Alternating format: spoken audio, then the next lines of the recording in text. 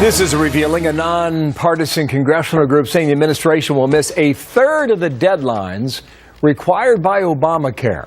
The latest new revelations that the cap on out-of-pocket insurance costs will be delayed at least a year. Senator Rand Paul said this about that on our program yesterday. So if he says to you, oh, you're a political contributor of mine, and I know Obamacare is going to be hard on you, I'm going to give you an exemption, that's illegal. That's not equal protection under the law, and that's what he's been doing for years now. He's given exemption to specific restaurants, to specific unions, to people who have been his contributors. They've gotten exemptions from Obamacare. Now he's giving an employer exemption. Well, he can't do that. That's against the law for him to just write the law. So what about that? Republican Congressman Brad Wenstrup of Ohio is in Seattle, Washington this morning. Brad's also a doctor, but currently on 2-week reserve for the Army. He serves the U.S. military as well, and good morning to you. What do you think about a third of the law will not be on time? Well, it's just showing us the dichotomy that exists within this law and the unfairness of the law.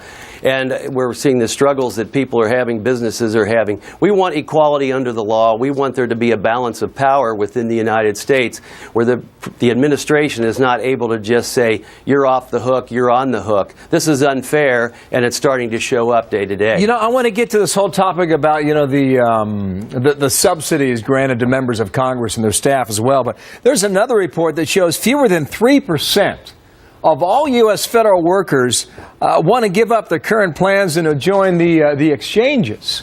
Now, what does that tell us?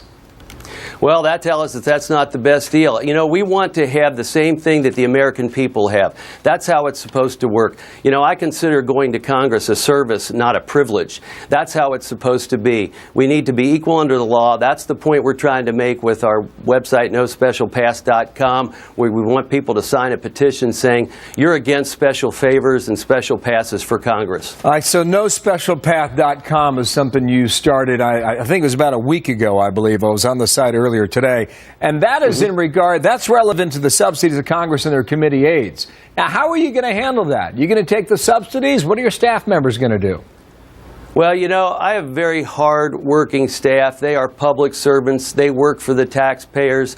And whatever the law is, so be it. And we will deal with it. We'll do the same thing that businesses have to do, and that's deal with the law.